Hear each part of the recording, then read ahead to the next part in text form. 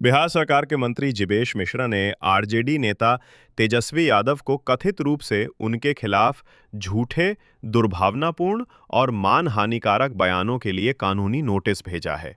इस मामले पर उन्होंने बताया, असल में जब ये जाले गए थे और उससे पहले भी कई बार एक मामला सब जुडिस है, ऐसे दवा का मामला सब जुडिस है जिस दवा को मैंने बनाया नहीं।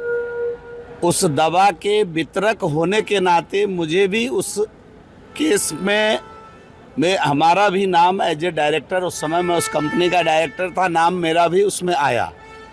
उसमें कोर्ट ने कभी दवा को न तो वो सबजुडिस है न नकली है, किसी प्रकार का कोई आरोप नहीं है।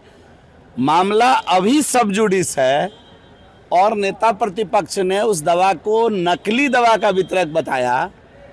इसके लिए मैंने उनको नोटिस भेजा है, डिफेमेशन भी सूट करूंगा उनके ऊपर कि अगर दवा नकली है तो नकली प्रमाणित करे, नहीं तो माफ़ी मांगे लोगों से आकर के कि किस प्रकार हमारी छवि को खराब करने का काम उन्होंने किया है। और इतना ही नहीं, इसके कारण हमारा बिजनेस का भी नुकसान हुआ है। तो दोनों ही मसले को लेकर के मैंने नेता प्रतिपक्ष को नोटिस किया है कि आप 15 दिन में जवाब दीजिए कि किस कोर्ट ने उस दवा को नकली बोला है। वो प्रामाणिकता के आधार पर पूरे देश के अंदर अगर किसी कोर्ट ने दवा को नकली बोला है या नकली दवा बेचने के लिए किसी प्रकार का कोई सज़ा सुनाई गई है तो आप उसको स्पष्ट करिए, नहीं तो मैं डिफेमेशन सूट करूंगा। आप 15 दिन के अंदर जवाब दीजिए, क्षमा मांग लीजिए, नहीं तो डिफेमेशन सूट करूंगा। अपने बिहार अधिकार यात्रा के दौरान जनता के बीच पेन बांटे जाने की घटना पर एनडीए द्वारा आलोचना किए जाने पर आरजेडी नेता तेजस्वी यादव ने कहा कि जो गाली गलौज करते हैं, जो बंदूक बांटते हैं, तेजस्वी कलम बांट रहे लोग, आज तक कलम बांटा है। हमने तो बिहार में भी रजिस्ट्रेशन करा के कलम बांटा था नौजवानों को बापू सभागार में। इतनी भीड़ है, कलम फिर भी हम बांट रहे। तो कलम से ताकतवर कोई चीज तो है नहीं। बंदूक वाले को, तलवार वाले को, भक्तों को कलम की ताकत नहीं ना समझ में आती है। उन लोगों को कलम का क्या ज्ञान है। वहीं नेपाल में जेन जेड विरोध प्रदर्शनों के भारत में भी होने की संभावना के बारे में पूछे जाने पर आरजेडी नेता तेजस्वी ने कहा, सिचुएशन ना आए तो ज्यादा बेहतर है। हम अराजकता के पक्ष में नहीं, लेकिन बेरोजगार नौजवानों को जिस हिसाब से पटना में नीतीश कुमार, भाजपा के लोग मोदी जी पिटवा रहे हैं लाठी डंडा से, जितने आंदोलनकारी हैं जायज मांग को लेकर के जा रहे हैं, उन लोगों को पिटवाने का काम किया जा रहा है। ये अंग्रेज शासन काल से भी बुरा शासन है इन लोगों का। इधर शनिवार को मुख्यमंत्री नीतीश कुमार ने राजधानी पटना में शिक्षा योजनाओं का उद्घाटन किया और कन्या उत्थान और बालक बालिका प्रोत्साहन योजनाओं के तहत लाभार्थियों को डीबीटी फंड हस्तांतरित किए।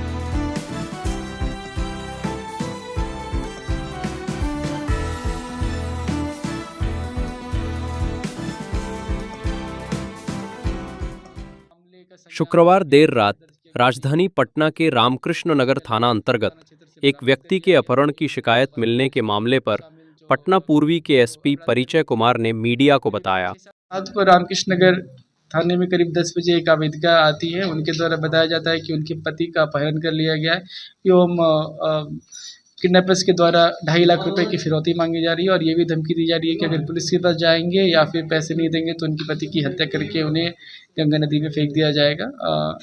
मामले का संज्ञान लिया गया, एफआईआर दर्ज किया गया और इमीडिएट अपहृत व्यक्ति को खाजी कला थाना क्षेत्र से बरामद कर लिया गया एवं अपहरण शामिल जो अपराधकर्मी थे, करीब 6-7 अपराधकर्मी पुलिस को देख के भागने लगे, उसमें से 4 अपराधकर्मियों को गिरफ्तार कर लिया गया। प्रशांत किशोर द्वारा जदयू नेता अशोक चौधरी और उनकी बेटी व सांसद शांभवी चौधरी पर लगाए गए गंभीर आरोपों पर शांभवी ने प्रतिक्रिया दी है।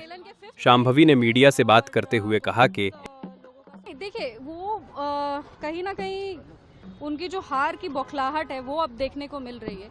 जो चीज़ है ही नहीं उस चीज़ को वो फिल करने का कोशिश कर रहे हैं। जो भी मेरे पास है वो सब डिक्लेयर्ड है, जो भी उनके पास है वो सब डिक्लेयर्ड है, वो सारा चीज़ कुछ बाहर है। जिस तरीके से उन्होंने ये नीचता अपनी एक राजनीति में स्थापित की है, जिस तरीके से नीच तरीके से जाकर बिना मतलब का, और वो अपने कॉन्फ्रेंस में खुद ही कह रहे हैं कि मेरे पास सबूत नहीं है।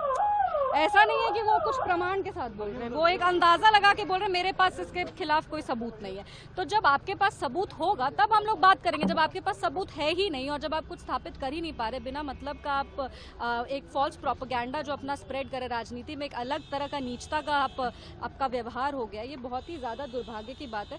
और जिस तरीके से उन्होंने हमारे स्वर्गीय ससुर जी आचार्य किशोर कुणाल जी के काम के कार्य को उन्होंने टारगेट किया है, ये निंदनीय है। क्योंकि प्रशांत किशोर जी मेरे, अगर हम क्या बोले, हम बोलना नहीं चाहते, लेकिन वो मेरे ससुर जी के पैर की धूल के कण के बराबर भी नहीं है। जितना काम जन सेवा और मानव सेवा का आचार्य किशोर कुणाल ने किया है और जिस तरीके से वो पूरी ईमानदारी के साथ अपने जीवन को वो जिए हैं, अब वो इस दुनिया में नहीं है तो उनके ट्रस्ट को इस तरीके से टारगेट करके उस पर लालछन लगाना जो है सबूत सब दुनिया के सामने। हम लोग को इसमें कुछ एडिशनल नहीं कहना है। आप उनका भी अकाउंट चेक कर लीजिए आप मेरा। समस्तीपुर जिले के कल्याणपुर के मालीनगर में आयोजित अपने बिहार बदलाव सभा में शनिवार को जन सुराज पार्टी के संस्थापक प्रशांत किशोर ने लोगों से अपने बच्चों के भविष्य के लिए वोट देने की अपील की।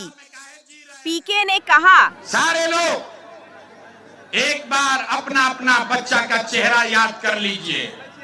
सब आदमी अपने अपने बच्चे का चेहरा याद कीजिए और अपने बच्चों के नाम पर एक बार ईमानदारी से बताइए, आप में से किसने जीवन में एक बार भी अपने बच्चों के लिए, अपने बच्चों के रोजगार पढ़ाई के लिए वोट दिया है? देखिए अपना क्षेत्र के जनता का हालत देखिए। चुप लग रहा है कि बिजली का करंट मार दिया। अभी माइक दे दे, आधा आधा घंटा आदमी भाषण देगा, कोई लालू को गाली देगा, कोई नीतीश को, कोई मोदी को, कोई मुखिया को, कोई विधायक को।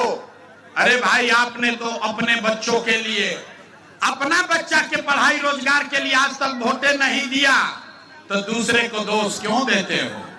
अब कोई खड़ा होके कही कि भैया इसका क्या गारंटी है कि अपना बच्चा के लिए वोट देंगे तो हम लोग को रोजगार पढ़ाई मिलेगा। किस नेता को वोट दे? हम लोग तो बिहार में सबको वोट देके देख लिए, आज तक जीवन नहीं सुधरा, तो इसका क्या गारंटी है कि बच्चा के लिए वोट देंगे तो पढ़ाई रोजगार मिलेगा? बिल्कुल इसका गारंटी है। हमसे लिख कर लीजिए, हमारे बात पर भरोसा नहीं करना है, अपने आंख के सामने देख कर जाइए कि वोट किसी को भी दीजिए, आपके बच्चा को रोजगार पढ़ाई मिलेगा ही मिलेगा।